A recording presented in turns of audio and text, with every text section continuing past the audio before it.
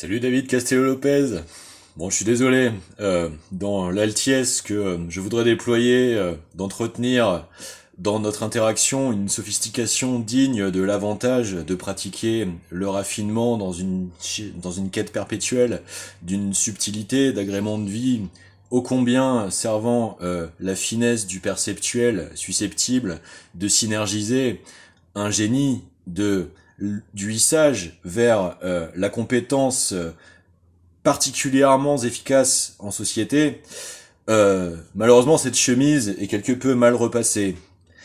Qu'est-ce que le désir de la magnificence d'élégance au cœur martyrisé par les difficultés de la corruption des systèmes sociopolitiques quand les grâces de la force de l'œuvre à ces demain ça ira ne nous contemplent pas.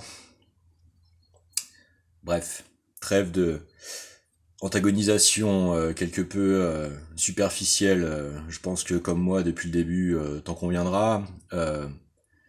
Pas de ça dans une civilisation de gentilshommes volontaires d'œuvrer au mieux pour une condition humaine qui pourrait être étendue à l'intégralité des légitimités. Aussi, j'en profiterai pour articuler sur l'intervention de Karl Zero, parce que moi ça me dérange le discours de la peine de mort pour les pédocriminels. Euh, Autant le caractère menaçant de la peine pour produire une pression psychologique dans un dispositif de pressurisation pour produire des chocs psychologiques susceptibles à l'occasion de la carcéralisation de produire obtention d'informations pour les enquêtes est audible. Autant prioritairement vis-à-vis de l'avantage supplémentaire du droit à toucher, si peut-être on peut mettre un petit peu de côté une surcomplexification dans le code pénal ou le code civil pour s'en tenir à l'équilibre des fondamentaux de la Constitution et de son préambule. Euh, il m'apparaît que la priorité de l'évocation de la sévérité d'une telle question ne devrait pas concerner d'abord les comportementalismes compulsionnels impossibles d'être conscientisés seulement dans une certaine affirmation perceptuelle. Si la question devait se poser, et je me dois de préciser que ce n'est pas forcément l'idée que j'ai pu le dire sur les réseaux seulement à propos de la distinction entre le droit militaire et le droit civil, parce que les volontaires de mandature de devenir par élection chef des armées sans forcément cursus militaire sont concernés du coup par les cours martiales. C'est-à-dire qu'ils sont volontaires de leur propre chef de s'exposer à des niveaux de responsabilité censés être égales à celles de ceux qui s'engagent et qui osent par leur engagement risquer jusqu'à leur vie, et donc être passibles de la cour militaire, comme de l'immense difficulté de légitimité d'interprétation entre un ordre personnel, un ordre collectif, et surtout un ordre inique, qui sont, et c'est peu connu du civil, les premières prérogatives du code militaire et du devoir du soldat, c'est-à-dire se soustraire volontairement à l'exécution d'un ordre inique. De plus, il est peu aguerri dans la formation des soldats par les politiques de recrutement menées, pour des raisons, je pense, de bestialité au combat. Hein. Je pense que la vie de combat est une chose quand même à essayer de considérer, même pour les civils. Ça doit être quelque chose quand même, la Légion. J'en fais pas du tout l'apologie. Hein. J'essaye de servir la cohésion d'ensemble, de la bonne compréhension mutuelle nécessaire à pouvoir renforcer les synergies transpartisanes nécessaires à remettre sur pied l'état actuel de notre champ politique. Parce que justement, c'est la démagogie qui permet cette exponentialisation de la corruption en train de permettre de fossoyer l'intégralité de l'équilibre de nos avantages. Euh, Donc, il est peu transmis aux soldats une véritable formation constitutionnelle. Pourtant, c'est dans les prérogatives aussi de leur devoir de la faire respecter. C'est l'objet de l'armée, normalement, défendre la Constitution. Aussi, c'est d'autant plus étonnant de voir l'armée être capable d'être captée par des constructivismes supranationalistes qui font qu'elle intervient si peu dans l'obtention de la mise en séquestration, par exemple, des populations des affaires pédocriminelles. Parce que c'est précisément ce qui empêche de mener les véritables enquêtes. C'est tout le problème des problématiques liées au secret défense des services secrets. Le problème des services secrets, c'est que quand ils agissent en politique intérieure, ils agissent contre des citoyens français. Et le mode opératoire d'un service secret, c'est d'agir sous le sceau du secret, donc c'est-à-dire de violer eux-mêmes le droit. Et donc, forcément, quand ils se font prendre, alors c'est terminé. Mais c'est tout le problème de la philosophie de la chose, en fait. C'est-à-dire, comment pouvez-vous à la fois prétendre aux citoyens résider territorialement dans un espace couvert par l'apport et l'héritage civilisationnel du processus du droit démocratique constitutionnalisé, et en même temps laisser perdurer des systèmes para-étatiques d'œuvrer contre ces mêmes libertés fondamentales sous le sceau de l'invisibilité.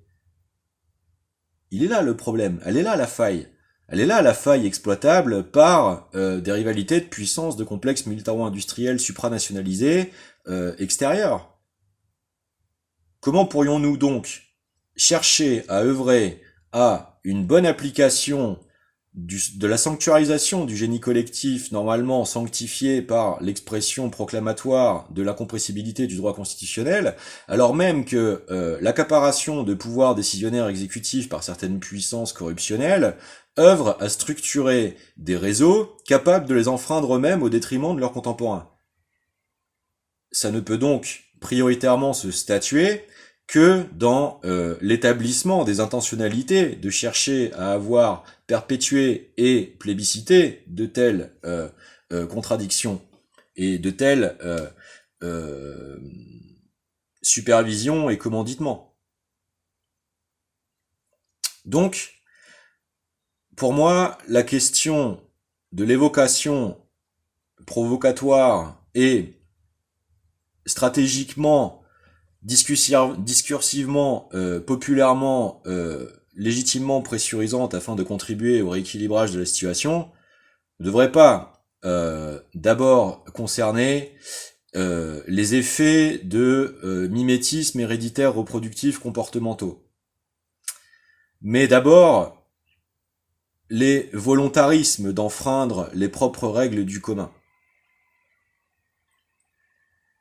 Parce que le degré d'importance d'impact est supérieur. Parce que dans le cas de la mandature de l'accès aux fonctions suprêmes, il s'agit de la responsabilité de l'image de la France. Il s'agit de la responsabilité du maintien de l'intégrité territoriale souveraine. Il s'agit de la responsabilité de l'échelle de puissance exécutive. Dans le cas des pédoprédationnalismes, bien souvent, il s'agit malheureusement de personnes déjà violentées et maltraitées, dont leur propre intégrité a chronologiquement été parcellisée, réduite, atteinte, dénaturée, altérée. Et donc, ce degré d'importance de volontarisme exécutif est forcément conceptuellement moindre. Il relève sans doute beaucoup plus de l'affliction que du réel choix, et donc devrait prioritairement concerner la médecine. Je peux être d'accord avec Karl Zéro sur le fait que les solutions thérapeutiques proposées sont très très loin d'être satisfaisantes. Tout à fait. C'est pour ça que personnellement je milite pour une revalorisation complète d'un rapport à certains principes actifs, à certaines démarches, à certains abordages conceptuels de la pratique et théorie thérapeutique même, liés à une réflexion sur le carcéral et sa combinatoire avec le renseignement, etc., etc., comme ça a été l'objet d'autres vidéos un peu plus précisément. Et donc, nous devons oser poser la question en plein milieu de la place publique. quelle est la véritable nature de ces actes. Car s'il devait apparaître que une partie significative d'entre eux relève en réalité de la capacité technique d'augmentation par un certain rapport technologique à la coordination de pratiques, de conditionnement par des techniques diverses, combinatoires par exemple de renseignement, de financiarisation possible et d'aguerrissement de cellules autonomes à la maîtrise de pratiques d'hypnose conditionnante et de moyens technologiques de les appuyer par exemple, des techniques méconnues d'interfaçage des capacités cognitives avec des puissances informaticisées, de passage en force sur leur percept, afin de produire chez ces personnes altération de leurs facultés véritablement légitimes à percevoir le réel et se retrouver donc ainsi humainement, biologiquement instrumentalisés dans des systèmes géostratégiques à but d'ingérence, et à but d'ingérence suffisamment sophistiqué afin de les faire préméditamment passer pour des illusions de tendance de dégénération civilisationnelle, afin de nourrir tout un narratif géostratégique de discrédit d'une capacité, d'une culture civilisationnelle à se maintenir dans sa capacité de pertinence, offrant donc assez évidemment le flanc à être discrédité sur la scène internationale. Alors, de tels systémiques relèvent donc bel et bien de l'ingérence, c'est-à-dire que la qualification analytique n'est pas la même que la pullulation sociopathique, puisque beaucoup plus structurée que plus immanente, et donc relève de la défense, c'est-à-dire devrait normalement être traité comme une priorité d'octroi de moyens combinatoires, de pouvoir servir leur génie collectif à déployer l'ensemble des outils d'établissement des complexités de la situation, afin de pouvoir la traiter au mieux, tout en n'évacuant pas, et c'est là où c'est très important au passage, ce qui est réellement l'essence de notre culture. Notre culture est structurée par un goût et l'affirmation d'un goût en idéal de philosophie du droit, de la défense coûte que coûte des victimes de tyrannie. Donc, les pédocriminels, s'ils le deviennent par dénaturation de leur comportementalité perdurante, d'autant plus sur de longues périodes, ces personnes, en réalité, sont concernées par des processus aliénatoires et en sont beaucoup moins volontaires que leurs commanditaires. Donc la priorisation de ce que devrait être la définition de nos stratégies de philosophie de défense devrait tenir compte de ces échelles de priorisation en culpabilité légale.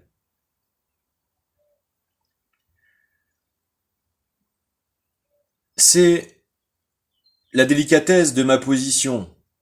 J'entends bien Monsieur Zéro quand il appelle à du renseignement. J'entends bien. Je l'ai par ailleurs déjà fait, cette prise subtile de contact. Je dois donc aussi parler d'une certaine duplicité stratégique. Je n'accuse pas Monsieur Zéro, je parle du risque de son existence, de chercher à préférer, privilégier, essayer de m'attirer, faire du renseignement mal subtilement explicité, afin d'essayer anticipativement de me faire passer pour le propre artisan d'une personne qui susciterait les foudres des corruptions locales. Je suis désolé, mon point de vue se veut tenir compte des disparités générationnelles de responsabilité. Car mon point de vue est bâti solidement sur la réelle culture du droit et de l'esprit des lois structurant le droit. Des nouvelles générations, partiellement conditionnées depuis l'enfance, sont et demeureront moins proportionnellement et prioritairement responsables de leur résignation à s'abandonner, peut-être commettre certaines exactions, que leurs commanditaires. Car c'est la réalité chronologique originelle des faits. D'autant plus quand, à mon avis, par le progrès de la maîtrise du génie technique collectif sur les réels niveaux de développement technologique existants aujourd'hui depuis longtemps, c'est-à-dire en réalité un processus de découverte que ces développements technologiques existent en réalité bel et bien depuis une période de temps plus longue qu'ils ne le pensaient, et donc vont expérimenter un effet potentiellement sidérant de prise de conscience du vertige de la toxicité de menaces d'une systémique environnante, doit d'autant plus être intégré dans une anticipation par la bonne pertinence du droit à établir réellement les chronologies de chaînes de responsabilité. Ces problématiques sont d'autant plus concernées dans l'avènement de la considération de la factualité totale, de l'existence de systémiques capables d'organiser des systèmes de simulation du réel lui-même par la coordination et véhiculation d'informations transtemporellement précisément organisées dans ce but. Car la nature de ces événements est alors à considérer comme une stratégie d'interposition narrative à la bonne réelle faculté réellement légitime de pouvoir se représenter le réel. Et donc participe d'autant plus à une surcouche interface interceptive de simulation de la réalité, donc de manipulation.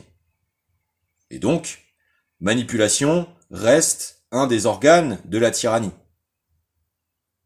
C'est la définition étymologique de perversité, torsion du réel, déformation du réel, dénaturation du réel. Or, légitimité et souveraineté considèrent le réel de l'équilibre des droits du commun et de leur libre usage, expression et combinatoire. Donc le véritable service du génie doit fédérer l'expression de la mutualisation des ressources de développement thérapeutique, critique, judiciaire, technologique, théorique, prospectif,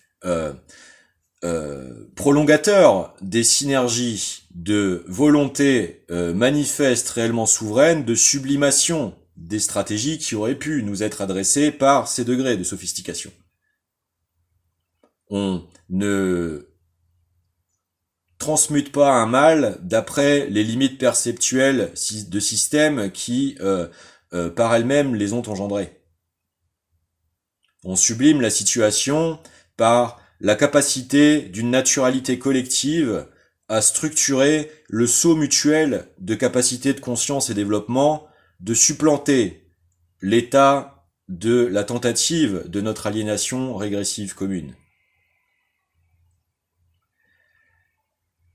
Donc ce n'est pas une opposition à la démarche de Monsieur Zéro, très loin de là. Votre démarche est salutaire.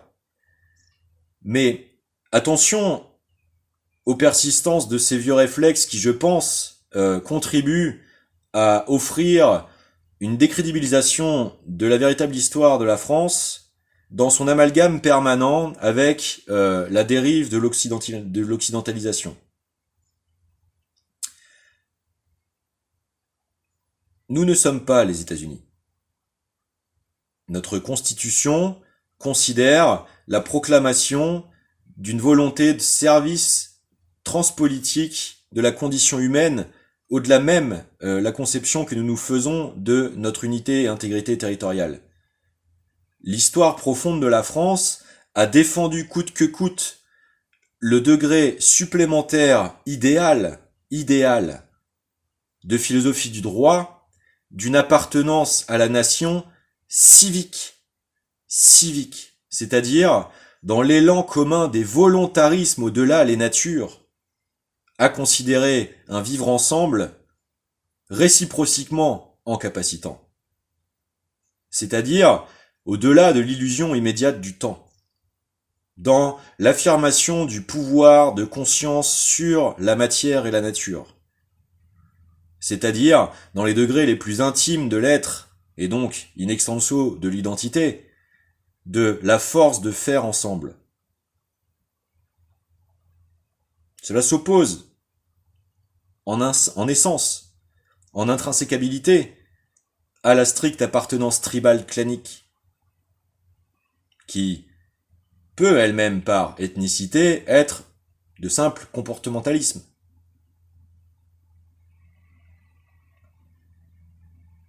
Comment des personnes victimes de processus impunis et invisibilisés de leur propre aliénation pourraient-elles être considérables à un niveau égalitaire de volontaires de mise à sac des équilibres des bonnes volontés internationalement? Ça ne peut pas avoir de sens. Ça ne peut pas avoir de sens internationalement. Ça fait donc partie du piège qui nous est réellement tendu. En ayant été moi-même désigné pendant une période comme cible, c'est ma réponse légitime. Il ne s'agit pas d'être atteint par affliction, de dénigrer la réalité de la situation. Bien au contraire, bien au contraire. Il s'agit de ne pas se tromper d'emploi du droit et des préperceptions définissant la recherche de son usage. La première des guerres à mener est celle de la paix. Car si c'est ce que vous perdez de vue, alors c'est votre poussage au guerroyisme qui vous supplante. C'est par exemple une des meilleures réponses à pouvoir donner à une stratégie qui serait basée sur le sunzuisme, dont je n'accuse pas automatiquement la Chine, mais simplement des stratèges connaisseurs de ces niveaux de sophistication de tentatives d'emprise, justement. Ne mener les batailles que l'on est sûr de remporter et remporter la victoire sans même avoir besoin de gagner la guerre, parce que vous auriez, par la ruse et la perversité, employé vos ennemis à leur insu à s'interdétruire avant même que vous ayez à mobiliser vos propres moyens. N'est-ce pas exactement ce qu'il se passe avec l'invisibilisation de systémiques susceptibles de régir la structuration du narratif des illusions d'une dégénérescence comportementale française?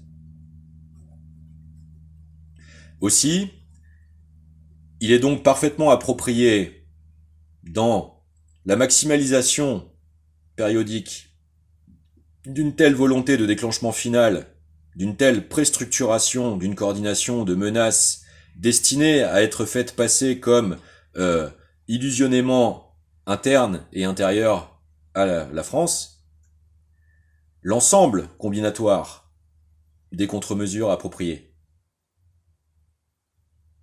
Amélioration de l'accès à la santé publique, prévention de prise de conscience d'une culture d'entretien de ses propres incapacitations perceptuelles, lutter contre à la fois l'alcoolisme, l'acculturation narcotique, un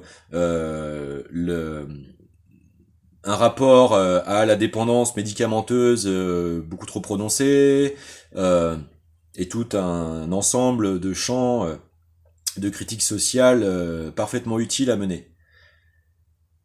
Mais elle doit aussi concerner les structurations de contraintes à la maximalisation de ces états de métempsychosisation. Et celles-ci sont particulièrement liées au pressuring socio-économique.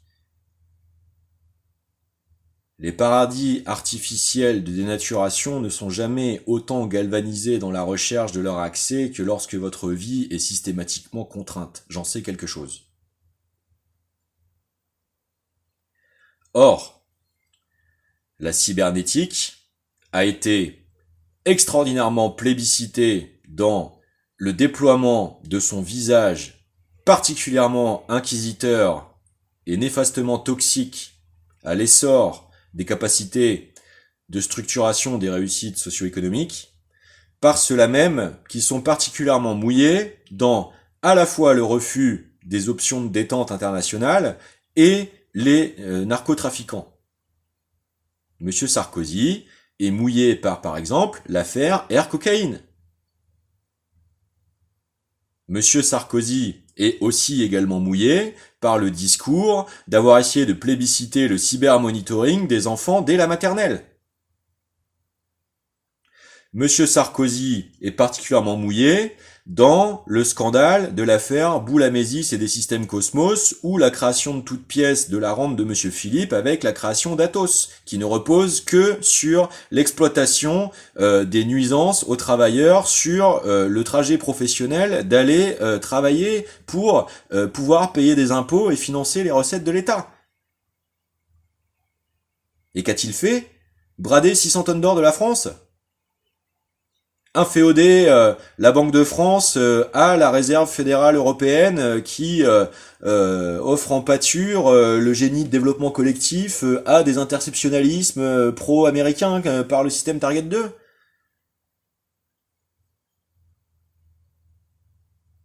Que ce monsieur s'abstienne de nous donner des leçons d'éthique et de niveau maximum de génie perceptuel, surtout s'ils finissent dans le discours caricaturiste néo-racial et malthusien de la nécessité d'anticipation d'une surpression démographique africaine. Car ce monsieur ne sait pas penser. Il ne sait que mettre en scène le fait de prétendre le pouvoir.